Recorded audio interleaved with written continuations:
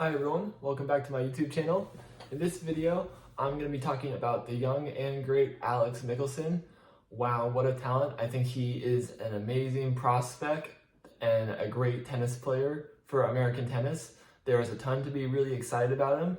And in this video, I'm going to explain why I think not only is he going to be a great American tennis player, but I think he could be the very best, the single best American tennis player within the next few years. No strict timeline, but just eventually. Anyway, some of the things that I think are so amazing about him, besides just like the really good wins and really good results, which don't always necessarily pan out for a player, but there are a lot of particular things about his game specifically, that I think bow to huge promises. One, he's really good from the baseline. He's super good off both wings. He's got a great forehand. He's got a great backhand. And they're good in multiple ways. It's both consistent and powerful, meaning it's a weapon. A lot of players' shots, they're either really big, really deadly, but they're also volatile and can break down, or they're really consistent, they're really good movers, but they can't apply a ton of offense. He has the ability to do both. He can attack off both wings, but he can also be consistent off both wings. So immediately right there, he has the versatility. Another thing with his forehand and backhand, and it's also really valuable that he's strong off both wings. There's not a clear weakness on either side.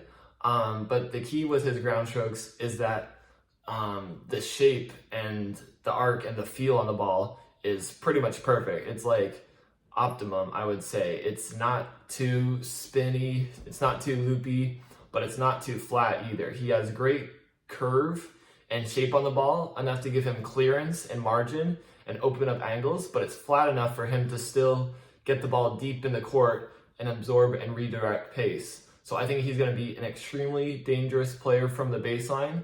Two, he's got amazing feel for the ball. You can just see the way he makes contact with the ball, the way it comes off his racket, the way his hands adjust to the ball. He has great feel. He has great connection between him and the tennis ball, and he has great command over the ball. And what comes with that, and I think these two things come together, but he has incredible tennis IQ. Probably the best tennis IQ I've seen of any American tennis player. Definitely better than Tiafoe, probably better than Tommy Paul. Sebastian Korda is maybe the biggest hitting American baseline player off the ground, but in terms of strategy and feeling out the point and scenario-based IQ, I would put Alex Michelson above him. Taylor Fritz right now, I think, is the only person I could compare, but I could even see myself giving an edge to Alex Michelson over Taylor Fritz, because Taylor Fritz plays pretty much every ball at around the same speed. Alex Michelson, and this is just, it's very hard to teach.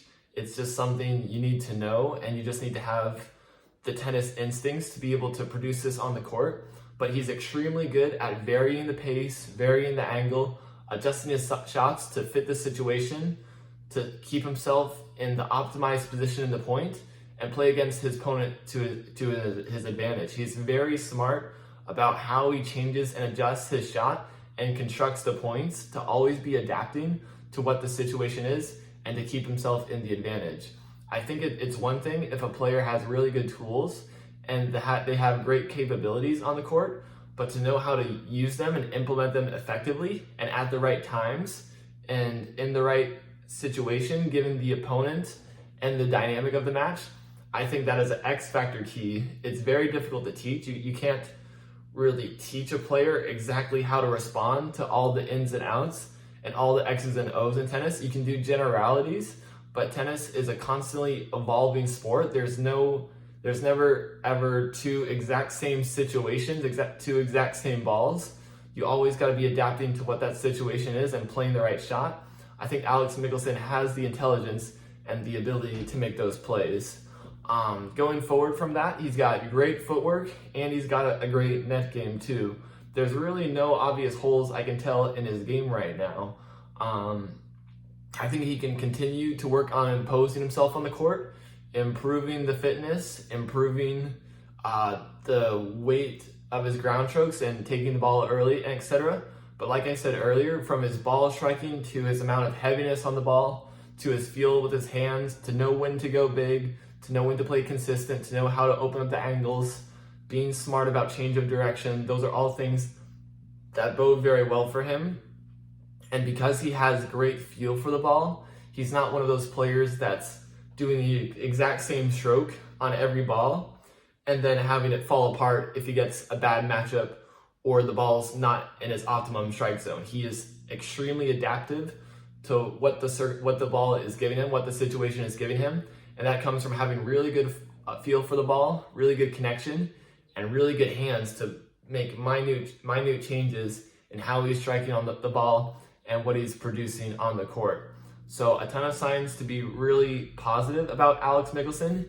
He has all the physical attributes, but he has the tennis IQ and kind of the mind IQ feel connection to the game that even some players such as Djokovic or Andy Murray have. Djokovic and Andy Murray are obviously very good players beyond what their physical skill sets are, and that's because they have great feel for the ball and they have extremely diverse range of skills. They are extremely good at constructing points in different ways and adapting their game to find ways to win. And because Alex Michelson feels the ball so well and he can construct points so well, and he has great command over the ball and the situation, and he's extremely aware and adaptive on the court, I think there's so many reasons to see him making it really high up in the game. Maybe even a Grand Slam winner. That's a lot to predict when there's a lot of talented young players, but certainly one of the best, if not the best, American tennis player. And I look forward to seeing him play. He's probably one of my favorite players to watch, and I'm glad we're catching him early in his career. So thanks for watching my video. I encourage you to watch his matches. I think you can see some of the things I'm talking about with, one, the really good physical attributes, the fact that he doesn't have a bad shot, and two, the fact that he's really good at adjusting his hands, adjusting the way he's striking the ball to always play the optimum shot based on what he's receiving and based on the circumstances. So thanks for watching my video. Stay tuned for more.